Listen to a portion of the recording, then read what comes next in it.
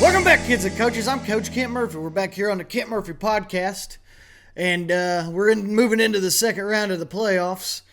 And quite frankly, I blew it with my picks last week. I mean, I can't say it was really. I mean, it really wasn't my fault though. There wasn't enough dingers. I mean, everybody underperformed in the dinger category. So how's I supposed to know everybody's going to go out there and just suck at the plate? Except for like the Yankees, they hit a bunch of dingers, but pretty much nobody else did it. I mean, hell, the NL Central, they were just like, you know what, we're going to try to win without scoring, I think we're just going to see if we can win 0-0, you know what I mean? Like the Reds played like a 13-inning game, and there's just like, it was this parade of just guys like going on to third base and then being like, well, I guess, that's close enough. Can we get half a run for that or something?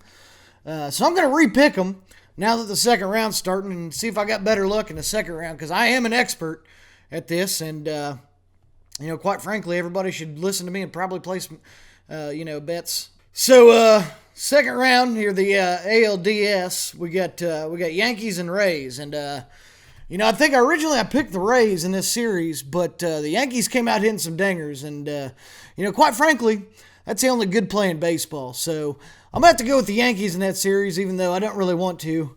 I just got to judge it based off dingers. Then we got San Diego and the Dodgers in the NLDS, and the Padres, they hit a bunch of dingers like during the season, and then they started off kind of slow in the first round of the playoffs, and they're like, we don't want to hit dingers no more, and then they got beat, and then it was like, well, then they're like, oh yeah, I forgot, we got to hit dingers, and Tatis hit a couple, and hell, I think Will Myers hit one, so they're back to their dinger ways, so I'm going to take them over the Dodgers, because, like I said, I'm an expert at this. The Dodgers didn't hit enough dingers in the first round, and that's all I'm basing this off of. I don't care about strikeouts or pitching or any of that stuff. So the other side of the NLDS, you got Miami and Atlanta. And again, Atlanta, they like finally in the last inning of the second game, they were like, oh, let's go ahead and hit some dingers. And guess what? They won. You know what I mean? Before that, everybody was just kind of standing around at the plate with their thumbs up their butts and quite frankly pissing me off. So and the Marlins, they went and beat the Cubs, but, I guess they hit like maybe one or two dingers, but hell, the Cubs scored one run in that series. Like, I could have beat them, It's like the Reds, they scored nothing. Bauer and Castillo out there pitching their asses off, and the batters are like, well, we just ain't going to score, so we're pretty stupid. So, and this one, I think I'm going to take the Braves. I think they got a little bit more dinger firepower in the middle of that lineup. I think Freddie Freeman's going to get going, probably hit some dingers, and all those other guys. So, and plus, but you know what, though? The Marlins ain't never lost a playoff series, so something to hang on to there. And then we got Oakland and Houston, and I think we all know who I'm picking in this one. And it doesn't rhyme with smash throws, even though I want to smash throw with most of them, with a fastball and then charge the mound on them or charge the plate, whatever I got to do. But this one really doesn't come down to dingers because I don't think either one of them hit too many dingers in that first round. But, they ain't know what's coming. So they got to figure out what they're going to do with Oakland. I'm taking Oakland in that one. So, I've had just about enough of them getting away with, still being able to play in the playoffs. You know what I mean? They're like, oh, what'd you guys do, cheat to win? They're like, well, here's your punishment. It's pretty much nothing. So, yeah, I'm rooting against them. I'm rooting for Oakland. And that one. And that brings us to our highlight of the week. And it's a hell of a play. I got to tell you, it's something I don't think I've ever seen it before. But Wilson Contreras from the Cubs got hit 2 times. He got beamed 2 times in one plate appearance. Basically what happened, he got hit. And the dumbass umpire was like, no, I think you leaned into that. And they made him come back up there, and then they hit him again. So let's go ahead and break this video down. Let's go ahead and take a look at it. So Here comes the first one. Old Wilson sticks his elbow out there a little bit. Yeah. And then the umpire's like, hey, come back here, wise guy. You know what I mean? And Wilson's like, it didn't hurt. Even if I didn't have his pad, it wouldn't hurt. And then old Ross comes out there, and he's like, well, did he lean into it? And the umpire's like, I'm pretty sure he did, but I also can't see the strike zone very well. So, hell, for all I know, it could have been a football that he threw. And then he acts like he's going to bunt. So, first of all, I'm going to pause it right there. First of all, I'm pretty pissed off at Contreras right here. First of all, he gets beaned, and he doesn't charge the mound. So, that's strike one. And then he squares around. Show that he squares around like he's gonna lay down a damn bunt. And that's just, you don't charge and then you're gonna bunt. just nut tap yourself and go find a league, where they let dummies play, man. I am hot about that. But anyway, so he's staring him down like he's a tough guy. Like, hey, remember when you hit me and I didn't charge and then I acted like I was going to bunt? I'm a tough guy. And the pitcher's like, well, you're probably not. So he beans him again because the pitcher's like, I'll take my chances because I think if you come out here. And then Contreras is like, I was going to come out, but like I said, I'm not really that tough. I'm just kind of stupid. And then he goes to first and he's crying to the umpire. Oh, and the pitcher's like, I told him to come out here. I'd whip his ass. That's why I hit him twice. He's like, hell, I was looking for a fight. He's doing the right thing.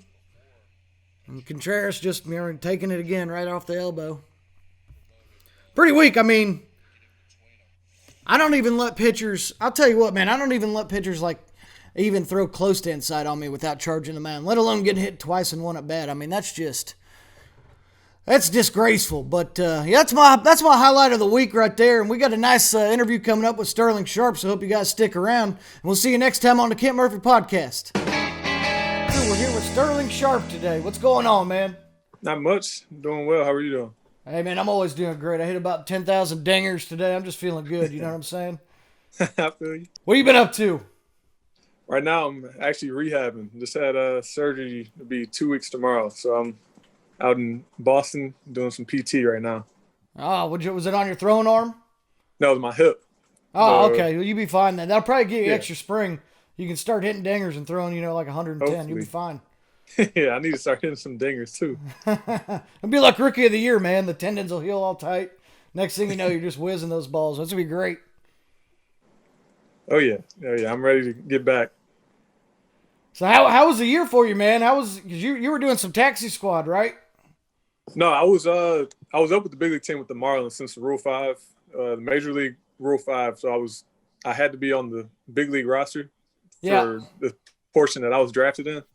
So I broke camp with them after the stoppage and then went back for summer camp. Broke camp from there.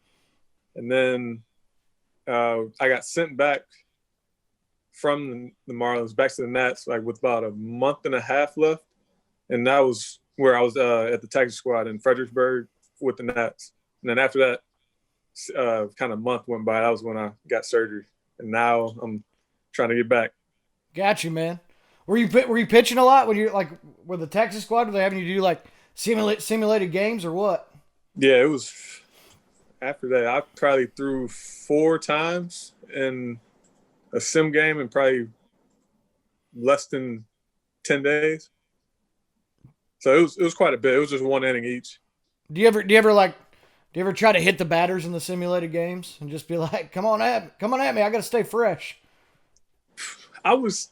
Maybe my boy Trace, if he was in there, I might have to brush one in there. Put one on him, yeah. Yeah, he was my first catcher when I got drafted by the Nats in 16.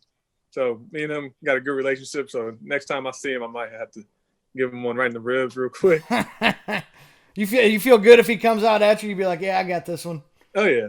Yeah, he got the daddy weight now. He's a future dad. Oh, okay. So, he's rocking the dad bod and playing baseball, man. That's the way to do it. He had the dad body before he is about to become a dad. That's what I do, man. I just pound cheese dogs and hit dingers. You know what I mean? I ain't got time to lift weights. I'm too busy swinging. He needs to get on that program. What are you running that fastball up to? Before I was hurt, I'll be 89, 94. And then this season, I was struggling. I was 87, 89. But I didn't really know at the time, what was causing the velo drop. And it didn't really hurt while I was pitching. So I was just kind of going out there I was just pitching. I was trying to get outs. I would say I did a pretty good job at that until the last outing I had against the Nats.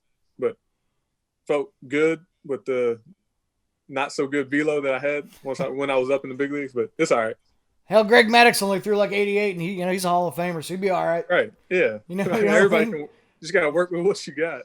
Yeah, that's what I'm saying, man. Now, when you were coming up and you were playing high school ball and stuff, did you play other positions? Yeah, I was shortstop, and I was kind of that guy that I just wanted to be wherever people would hit the ball. So I would ask Coach, can I play center? Could I catch? Could I play third? Hey, you want the action. I get it, man. Yeah. So, but it was mostly short. And I think I made the adjustment to third my senior year of high school just because we had another good shortstop. And I was like, we can both be playing the left side of the infield. In high school, like nothing was getting by us. So you basically A-Rodded it. You're like, I'll go play third. You let Jeter play short. Yeah, you know what I mean? Yeah. Did you hit dingers back then? No. I think I have one like actual home run over the fence. I was a lot of gap and run. A bunch of inside the park home runs, but oh, so you had some speed then. Yeah. Yeah. Well, I don't even know if I have speed because I just jog all the time. Yeah. Pretty much when I touch it, it's gone. You know what I mean? You think you could put one out of Major League Park right now if you got into batting practice? Like 100 swings, maybe one. I mean, I gotta get it. You think you could throw it over the fence from home plate? Yeah. Yeah, center field. I think so. Give me a warm up and maybe 5 throws. You get one. All right. I mean, that still kind of counts as a dinger as long as you know. I mean, what park are we talking about? We like Houston? I don't know about that. Well, anybody can do it at like Yankee Stadium. It's a little league park. You know what I mean? Go out to like Detroit where it's 420 in center. Yeah. I saw when I was little. This was Brandon Inge. I heard a story. Old time name, Brandon Inge. I remember Brandon. Supposedly he could throw a football or baseball and hit the jumbotron in left field back in the day. That's a hell of a toss. Throwing it from, but I don't know if it was from third or just like second or something. But that's a long way.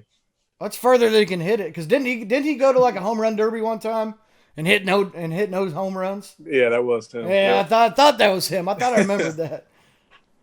You grew up. You're from like right outside of Detroit, aren't you?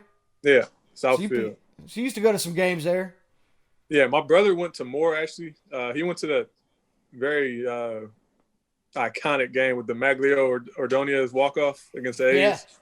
So we got a picture of that game right after he hit it, and my brother was in left field, but I didn't go to that game. I wasn't really a fan of going to the stadium. I like watching it on TV. Yeah. Yeah, you can do whatever you want at home. They'll kick you out of the stadium if you do too much dumb stuff. Trust me, I've been there. You got kicked out? Oh hell yeah, man! I get kicked out all the time because I'll try to like run on the field. I'll be like, just get out of the way. I'll play third. You know what I mean? They start making errors. I guess that's not how it works. That's not how you get called up. You can't call yourself up. No, I mean, yeah, I don't think that's gonna be it for most people. So were the Tigers your favorite team growing up? They were, yeah. That was the big names we had. We had the Scherzers, Price. Yeah, they had some squads, man. Prince Fielder out there just raking dingers and playing first, man. That's the prototype that you like, right? I'm telling you, man. Yeah. Plus, he could do the splits and stuff too. The guy was just crazy athletic. Hey, he was very good in the field and, like you said, athletic. But I mean, the swing was what he was known for. The back swing, hell yeah. Very violent. Who's your favorite Tiger back in the day? I would say Miggy. Yeah, I like he's Price. A stud. Yeah, Price. Pitching wise, Price. Another low key name, Ramon Santiago. When I was more of I think position player before I really got into pitching, he was the kind of fielder that I would try to emulate when I would go to practice and stuff. Yeah. When he would get in. So Ramon Santiago was a little sleeper for me. Were you watching the game when old Jim Joyce robbed Armando Galarraga from the perfect game? Yeah, that was tough. Did you throw some stuff around your house and start like, what the hell? I didn't. I mean, I definitely. I don't know what I would do if I was Galarraga in that situation. I think he handled it. He handled it way better than I would have, man. Yeah, I think I would. I'm not a big demonstrative guy on the field, especially in baseball, like basketball, other sports. I feel like I can talk junk to opposing players way easier than baseball. Yeah. I don't know what it is about it. Maybe it's just not that in your face as much as basketball. But baseball, I'm pretty just like how Galarraga handled that. I probably would have did the same. What was your other sports that you played? Basketball. Basketball? Yeah. Why didn't you go pro in that? At the time when there was I was being recruited, I had a chance to go play at Michigan State. Okay, so But you were actually good at basketball. You weren't just like messing around. Okay. yeah, I was decent. But at the time, they didn't offer for baseball, so I was like, I wanted to definitely do both, or at least have the opportunity to play baseball wherever I go. And since they didn't offer, I was like, kind of, if I'm not playing baseball, Yeah. I'm not gonna go there just to play Sorry about you, basketball. Izzo. Not interested. But our team was pretty solid in high school. We had a couple guys now that are playing overseas. One plays with the Globetrotters, and Oh, a nice. couple kind of D2 mid-major guys, but a The lot of good Globetrotters, players. Globetrotters are the team to play with because they never lose. It's like Yeah, all the teams I'm on. We just never lose. I'd love to be on that team. yeah. I mean, he's been traveling too, but you're right. They all the games are in their favor. But he's So were loving it. you like a 3-point shooter, or were you just like yakking on fools down on the post? 3 and D. I had a couple of posters in high school. Yeah. I think the first one was sophomore year, but junior year, senior year, me and my boy Caleb Hogan's had our first oop. He threw me a oop. It was a Thanksgiving Day like basketball tournament at our high school, and we just host teams come in, and it's just like a machine, and just play game after game after game, and Yeah. it was crazy. Yeah. Do a alley put your nuts on somebody. That's a way to do it right there, man. That's what I'm talking about. I don't even play defense when I play basketball. I just shoot threes and just be like, you guys go down there. I'll be here waiting at the 3-point line. Oh, then we got to play. Well, Yeah, me and my 5 or 4, and I'll bring you. We'll play D. You just do you. that's fine. You guys got it. I'll just stay down there in the corner. I'll be like Kyle Korver. You know what I mean? Hey, everybody needs that. Hey, man, I got to pay for this episode real quick, so I got to read an ad. And then I was talking to my sponsors, and they're like, hey, well, hell, we love Sterling. So they were like, I got one for you. So I'm gonna read mine first, and then you got yours. So here we go. Today's episode of the Kent Murphy Podcast is brought to you by Singles, a new dating site for people that aren't good enough to hit actual dingers. Do you find yourself hitting worm burners through the infield and feeling good about yourself? Then there's no way you have a girlfriend. So hop on the Singles app and start swiping. Don't worry, there's no one to swipe on, because chicks only dig the long ball. And that's why you're stuck on first base all the time. All right. It's a good company. It's a good company. All right, here's my ad. Today's episode of Kent Murphy's podcast is brought to you by Shut Up. Are you tired of people asking you if you are used to play for the Packers? That make it your problem just because they can't read and see that it's spelled different. Just tell them to shut up and tell them that you're a pitcher. Then see if they can read the seams of the ball as you whip the fastball right by them. Shut up. I play baseball. Yeah. How often people come at you about that? You're like, hey, you know that guy that used to play for the Packers named Sterling Sharp? A lot, actually. My first encounter in like Packer territory, I played in the Northwoods 2013 and 14 summer. So I was at my host family's house, and I ordered, I think it was pizza or Chinese food. And the guy, I gave him my name for my order and everything. And he was like, wait, are you Sterling Sharp? He thought all his dreams were coming true that day. Yeah. He was probably like, oh, I get a big tip now or something. I'm like, nah, I'm not related to him at all. But even I had, when I moved up here to Boston recently too, actually just going to PT. I just started last week.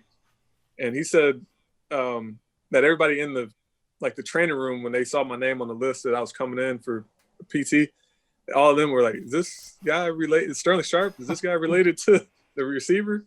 But no. So it's not even spelled the same, man. Yeah. Yeah, it's just no E for mine. Yeah. Yeah, I was reading on your Wikipedia page, you're like, sometimes people think he plays for the Packers, and I was like, well, that's just stupid. Especially social media, I'm tagged in a lot of Shannon Sharp, Sterling Sharp stuff, and it's all day. Hey, good press is better than no press. You know what I mean? Yeah. Or no press, something like that. I don't remember. All press, I don't listen. really. Yeah, I don't listen to my publicist. Yeah, as long as you got your name out there, who cares? Oh yeah. Have you ever been charged? Has anybody ever tried to charge the mound on you? No. I was. What is it? There was one time actually in the Northwoods. My team was involved, kind of in like it wasn't a brawl or charge. Like the hitter, I'm sure you know him actually, Pete Alonso. Yeah, I know. I'm very familiar. We were playing. This was he was on our team, but somebody on the what team was that? It was our rival in like the Northwoods. They threw at him twice, and then finally hit him. But Pete was raking the year. Yeah, he's a big dude too. I mean, yeah, it was our first year in the Northwoods. We were freshmen. He ended up winning a Triple Crown that year, so he was just killing everybody, hitting dingers, and so they threw at him, and we didn't have for some reason that many people on the bench or in the bullpen. I don't know if it was because guys were being like sent back home or something. So Pete got hit. He stood up, slammed his helmet, and like stared at the pitcher. And we were in the dugout. It was like me and maybe 4 or 5 other guys. And we were like, Pete, what are you doing? We don't have anybody to really back you up. And so he kind of like just stared at him, and then he got his stuff, walked to the mound. But it was like for a split second, we were like, we're about to be on like 6 feet 20. Yeah, here we go. Yeah, you probably should have just ran out there anyway. Hell, it's fun. Plus, you get the day. You get the day off after that too. Yep. Yeah. Everybody gets. Everybody gets the day off. Did you ever get a pitch against Pete? Like in practice or anything? Not in Northwoods. I don't know if I faced him in the minors coming up. I want to say I did, but it was 2 years or a year. Just say you did and say you struck him out. You know what I mean? That's what I just tell you. Like, I struck Pete Alonso out. It was pretty easy. It's to be like, it was pretty easy too. Yeah, I missed him this year actually when we played New York. Actually, no, he did. I did face him this year with Miami. He had a dribbler infield single to third. So he couldn't even get out of the infield on you. So I mean, you won. You won that battle. I'll take that as a win. From seeing what he normally does to people, I'll take that. What's that? Do you have a strikeout dance that you do? Because like all the people that hit dingers, they always got to celebrate. I know. I need to get one. I need to get one. I see the K struts that Pitching Ninja puts up. I'm trying. Yeah. You gotta help me out. I need to get something.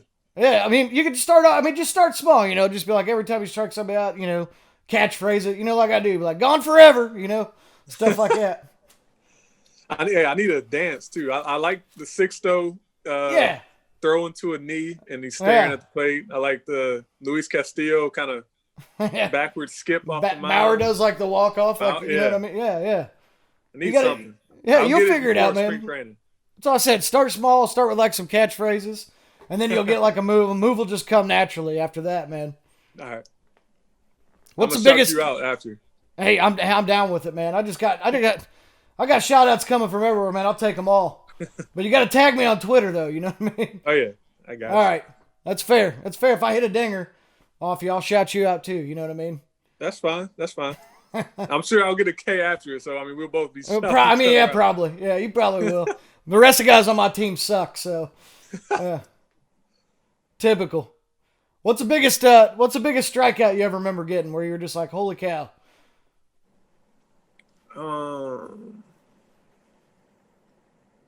Biggest K.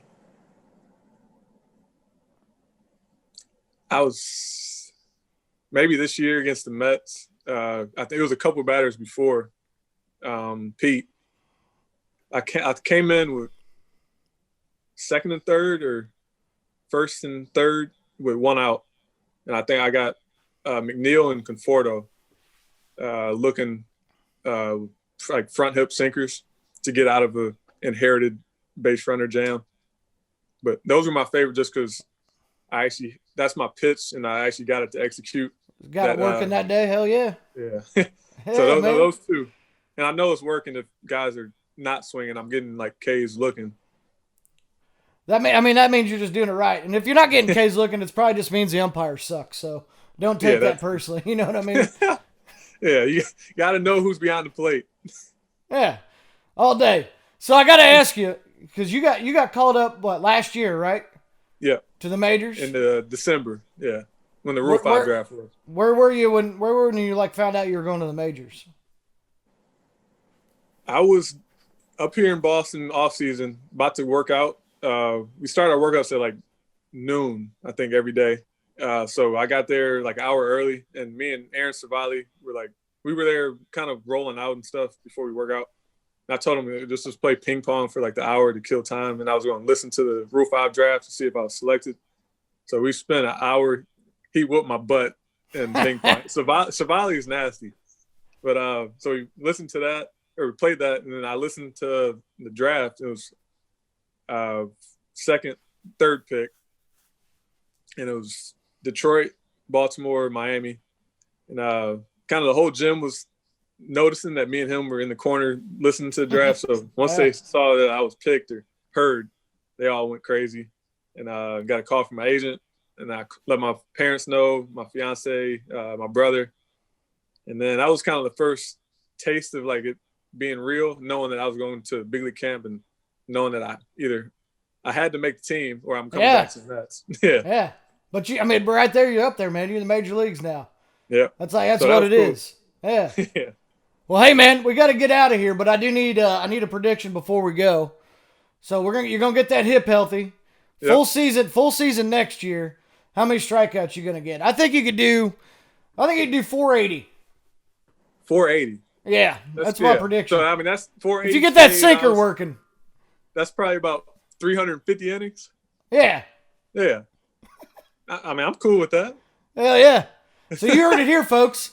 Sterling Sharp guarantees 480 strikeouts next year. Sterling, thanks for coming on the show, man. Get yourself healthy and have a good year next year, man. Yes, sir. We'll do. All right, man. We'll see you guys next week on the Kent Murphy Podcast.